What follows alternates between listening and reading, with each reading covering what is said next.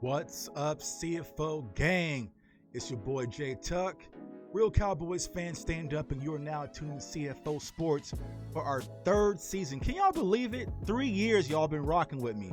It seems like so long ago it was 2020 and we were sitting in the house during a pandemic, and I said, you know what? I'm going to start a channel.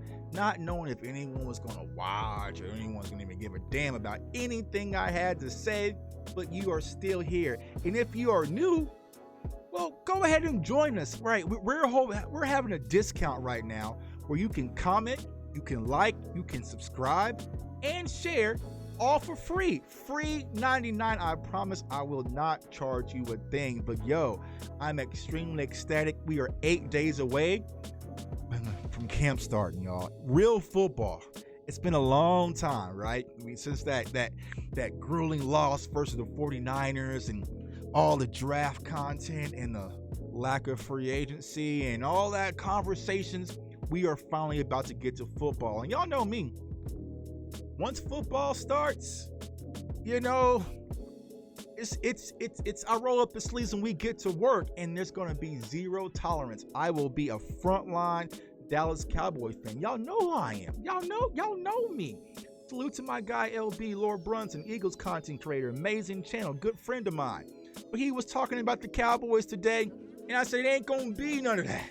It ain't gonna be none of that. Not on my watch, not on my Apple Watch. There ain't gonna be no Cowboy slander unless it's us doing it. You know, if you have family, you have brothers, you have sisters, it's like, I can talk about my brother, but you're not going to talk about my brother. And that's exactly how it comes to Cowboys Nation.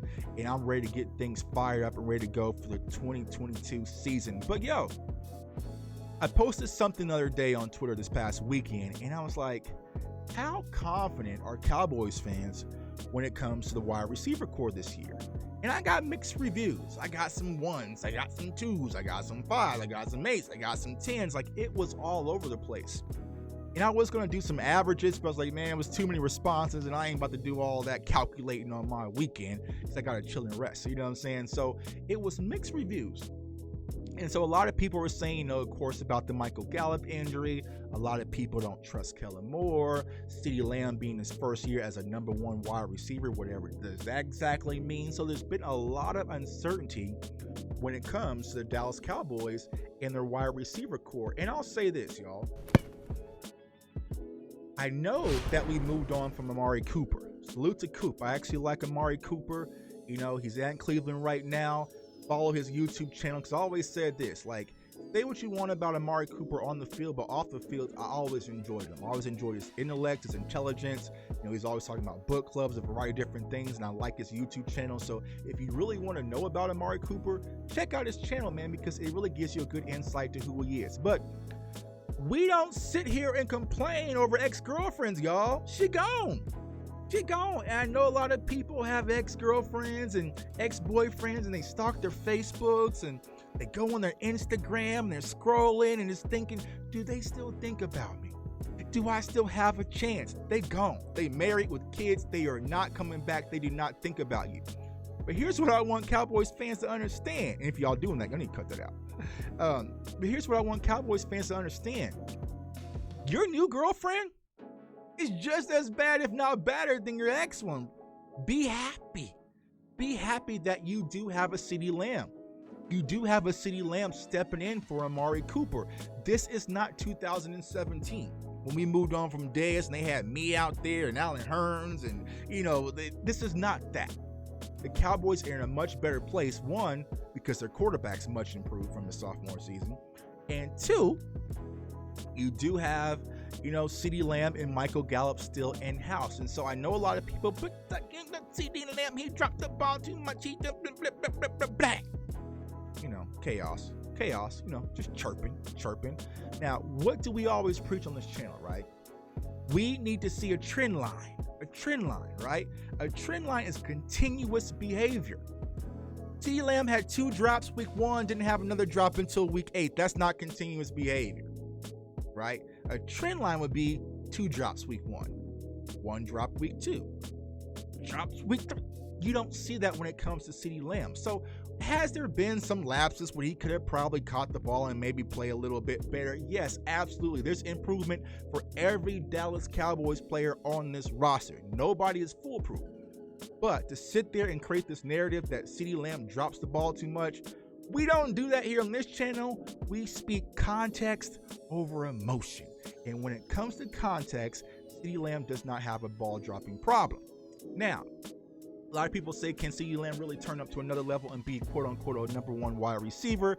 I believe he absolutely can. He showed that in numerous cases last year.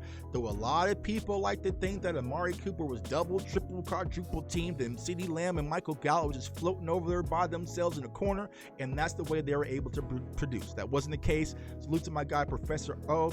He preached a sermon. Woo! Amen.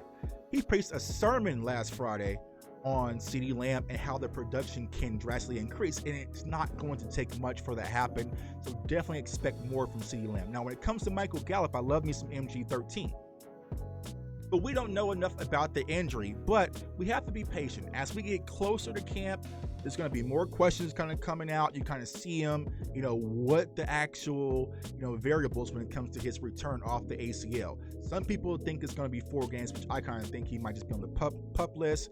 Originally, 4 games out, and then he'll be back.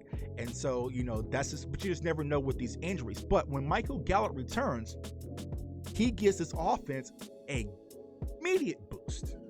And a lot of people, Michael Gallup has always been like the Khloe Kardashian.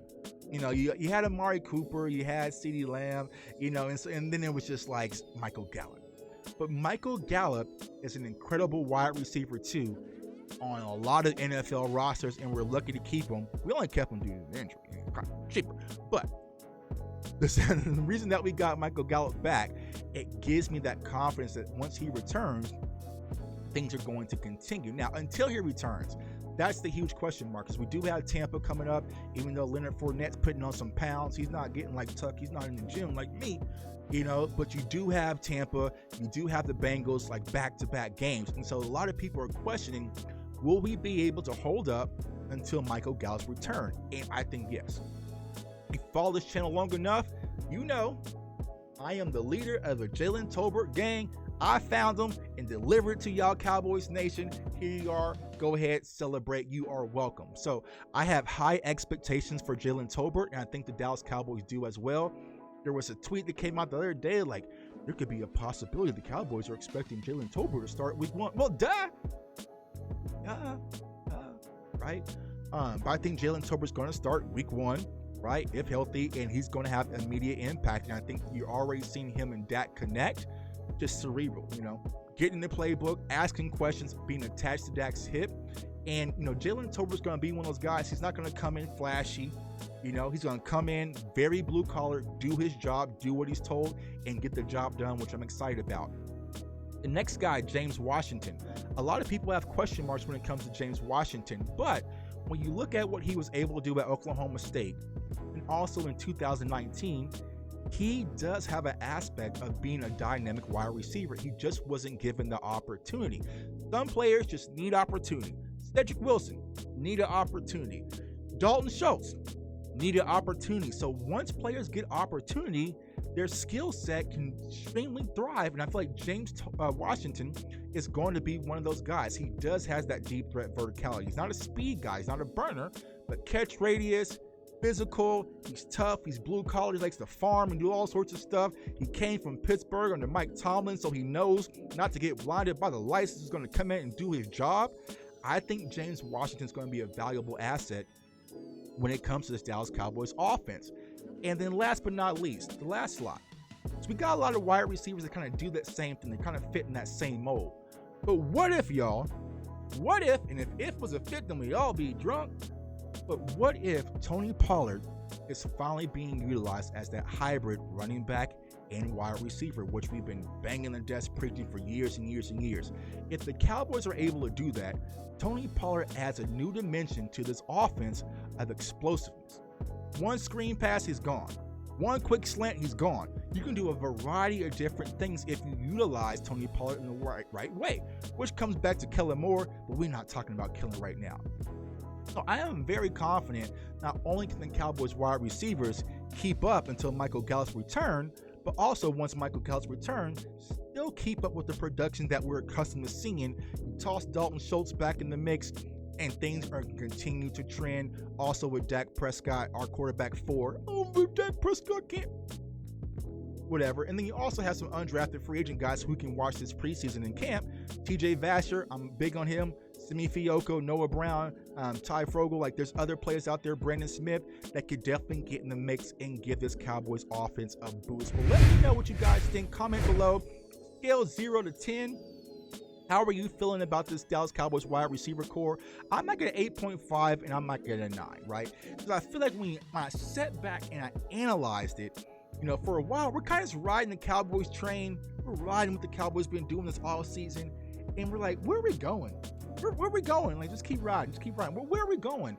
But when you really look at it, I think the Cowboys are trying to get a little bit more physical when it comes to the wide receiver core. I think the Cowboys offense is going to try to go from being cute to being more physical. You got Tyler Smith. You're going to have Zeke back there. You're going to have Tony Pollard. So the run game is trying to get, back intact. And you have these big physical wide receivers with catch radius that can get off jams, can get upfield. They can do a variety of different things. They're interchangeable. And I think that's going to be the identity of the Dallas Cowboys for the 2022 season. And I'm extremely excited. So go ahead, comment below, comment, like, subscribe, turn on that notification bell so you do not miss out. We are up from here. Live shows, videos, film breakdowns. We're doing all that as we prepare for camp in the 2022 season. So I want everyone to stay safe, stay blessed, stay encouraged. And can we please get Tony Pollard at wide receiver? Peace.